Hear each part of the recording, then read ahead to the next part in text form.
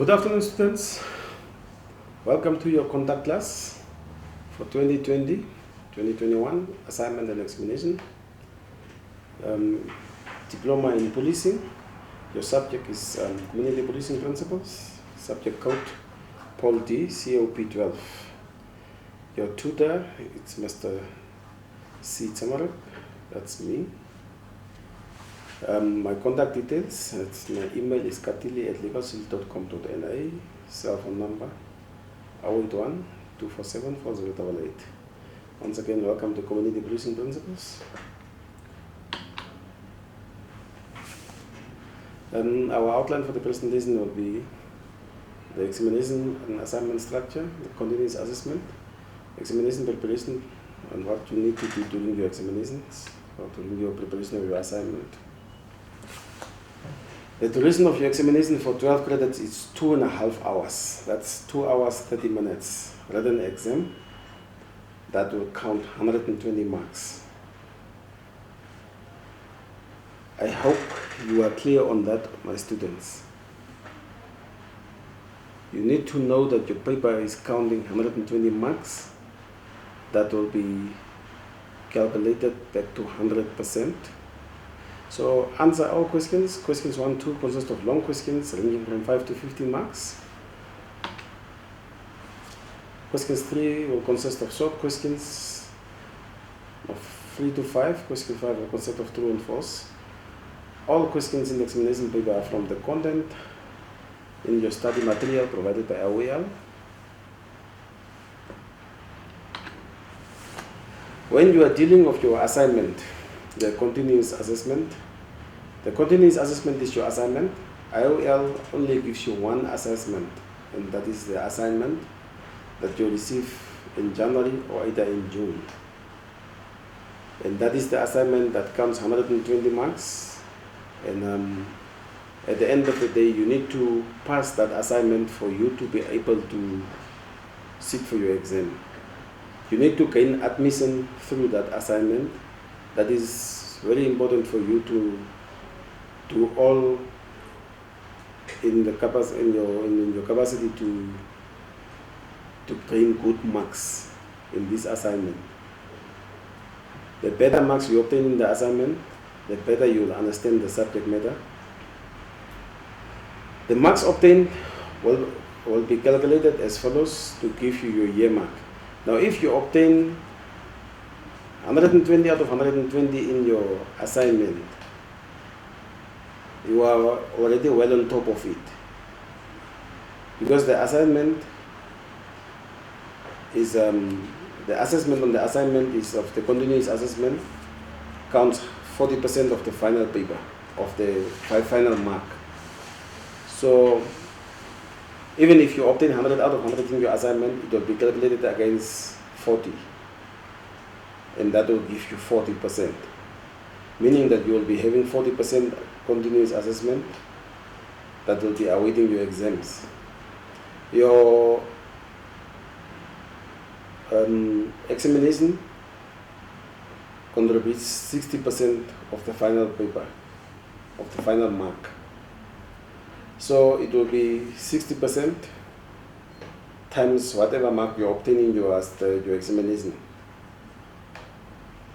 So a 50% continuous mark is required for admission to the exam. So that simply means that you need to get 50% and more in your assignment for you to be admitted to your exams. If you fail your assessment, you will not be admitted to the exams and you will re-register and redo your assignment. As I said, your assignment examination is 60%, your continuous assessment is 40%. That is the total weight they contribute to form the 100% weight for the subject. A sub-minimum of 50% must be attained in the examination. Equally like the assessment, you need to have sub-minimum of 50. Now the two sub-minimums that you obtain, for example, suppose your continuous assessment or your assignment, you obtain 50. Your examination, you obtain 50. So you are having 50 continuous assessment and 50 assignment. So 40%, that is now your weight for your assignment, will be calculated against the 50% to give you 20. So your continuous assessment mark is 20, and then the weight for the examination is 60, and then you only obtain sub minimum of 50. It will be counted against that one and divided by 100, and it will give you 50. So your final mark will be only 50 for you to pass the subject. That is the required one. So if you obtain more marks in both of them, it means you are on the safer side. Administrative issues for your examination. I normally don't experience any administrative queries with regard to assignments. Assignments, students obtain them, they always complete them on time, and that's it. If they don't understand something, they'll call you and then it's fine. But during examination, it's when students are having challenges. They will always call you asking you on how do they change venue, they will always call you and ask you on, I submitted my assignment, but I'm not getting my examination timetable. I'm not getting my admission letter.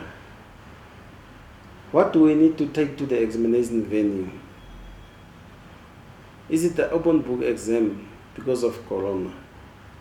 You know, you find all these million questions from students, and unfortunately, I always said I'm not the administrative staff. I'm just a tutor that only set my question papers, send it to IOL. When people wrote exams, they will call me to say, come and pick up your assignment papers or come and pick up your examination papers for marking. And that's where my duty ends of them, of IOL. So therefore I requested you to contact your regional senders if you have issues with regard to the submission of assignments, with regard to examinations, etc. Are we on the same floor, or are we getting each other on that? I hope you understand me on that, and I hope that you will be dealing with those ones the way I explained to you, directly of the regional centers or either of the IOL headquarters in Windhoek.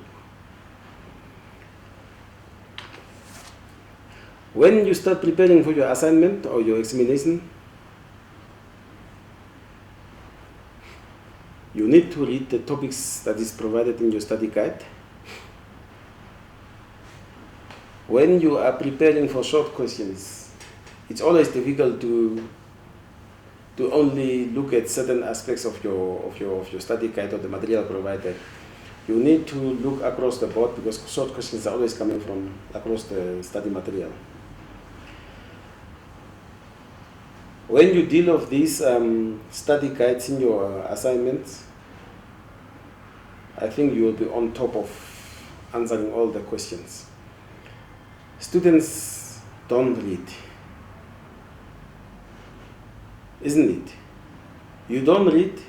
When you receive your study material, and then you will find out that now the assignment due date is 15 January, and you already received your material in December.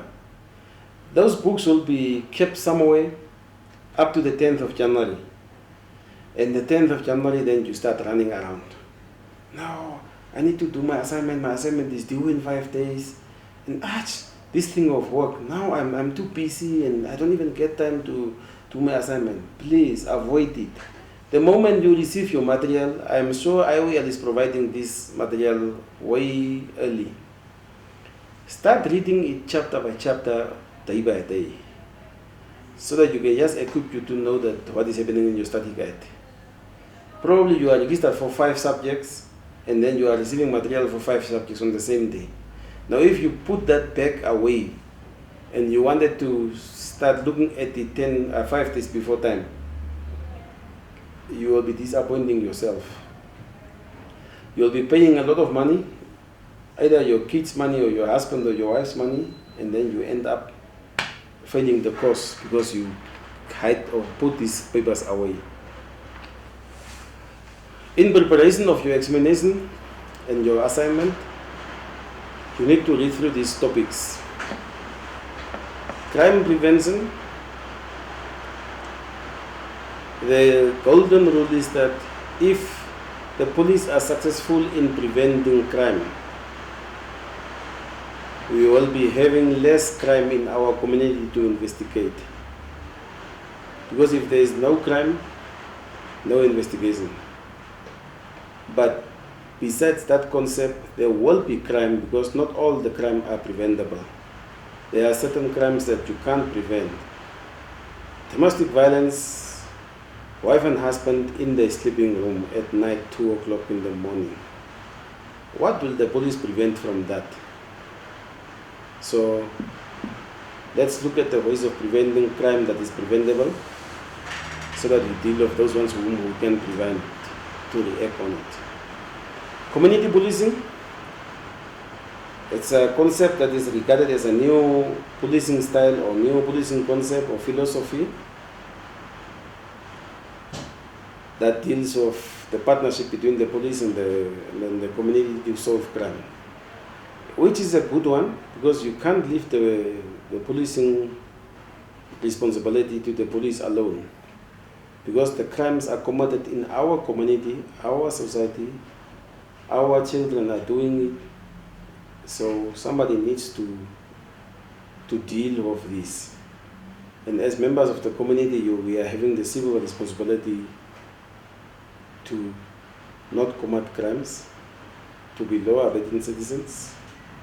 Therefore, community policing is regarded as the best concept of policing to solve crime, because the partnership between the police and the community will create that atmosphere that information flow will be much faster. If the police and the community members are not scaring Tamarep who is passing by in their community as a police officer and see him as a partner to better life, things will work better. People-oriented policing, that's what you call it. Police must be part of the people and there must be that flow of information. Why community don't trust police is because they regard police information is not filtered down to them. They can give information to the police. They don't get feedback on the information that they give. Police are there on a different island and them on this other continent. So the flow of information is not happening between the two parties. But of the introduction of community policing, people-oriented policing, all these concepts, it will be much better, it's believed. You need to look at the issue of crime mapping. Crime mapping, it's a very much interesting way of policing. Normally people register reported crimes at the police station daily. So there are these guys that you call, or supposed to be these guys that you call crime analysts at each and every police station. The role of these guys are in the morning when they came in, they go to the police station or the church office, take the crime register, take full particulars of all the crimes reported. Now mapping, there is a map in all the church offices that is having all the crime on it. Now, meaning all the crime is, there are codes of the crimes that is on this list. So these guys come and map these crimes from, say, for instance, reported 5 o'clock the previous day up to 9 o'clock in the morning. They will come and map all these crimes and then indicate that at ShopRite in town, we are having 20 handbag snitching. Guys are grabbing handbags and cell phones of people. So 20 of them are reported at ShopRite Independence. Housebreaking, in that complex of errors, maybe it's 5. In Katutura, Evelyn Street, you are having maybe 5 rapes. In Ausblick, at a specific street, there is maybe a small container where people buy things. There you find maybe murder is like appearing 5 cases. So these guys, when they map this, it's to identify which areas are the most busiest areas with regard to crime.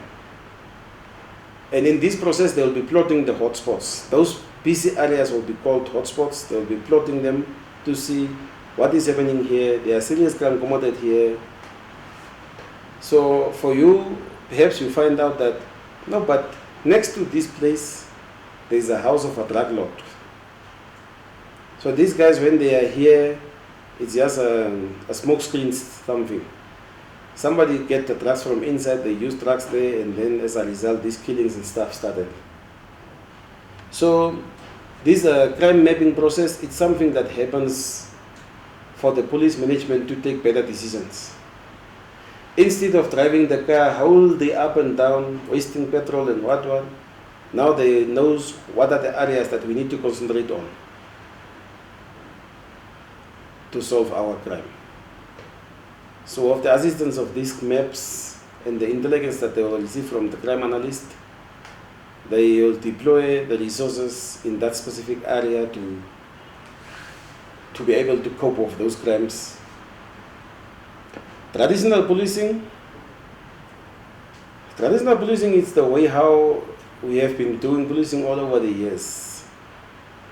Something happens, somebody complains, police respond. Something happens, people complain, police respond. So we are more reactive policing. So look at the concept. Different policing styles, you need to look at them. You need to look at the functions of the municipal policing. You need to look at the stakeholders of community policing, the implementation of community policing. There is, I think there was Van Heta police station was one of the police stations that was piloted of the British model of community policing, whilst the city of Windhoek, the municipal policing crime prevention, was modeled on the Canadian policing style. Both of them are Commonwealth countries, so should not differ much in appearance and style. So if you need to consider this, you read this, you consult the officers on how it happens on the ground. Consult like City of Windhoek, those ones who are close by Windhoek, on how they deal with this concept, the Canadian concept of crime prevention or community policing. You are free to do so. It will enrich your knowledge and skills on the subject matter. Looking at other aspects during your examination, your details should be recorded correctly on your answer sheets or your answer booklet. The model name and the model code should be correctly reflected to avoid papers being sent from one tutor to another tutor for marking. You need to read instructions carefully. When you receive your assignment, read it carefully, know exactly what is required from you to deal with. In your examination, the same. Read carefully before you dive into answering, and then make a mistake on your paper. Students waste time on answering wrong questions and lose valuable marks, or if the questions are in the correct sequence as they are in the question paper, mark questions clearly to avoid confusion.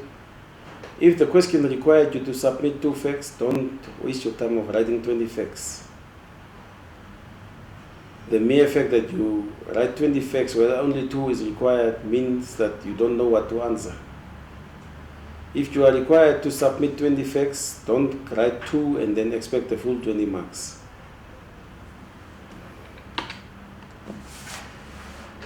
As a rule, you are not permitted to carry any material or any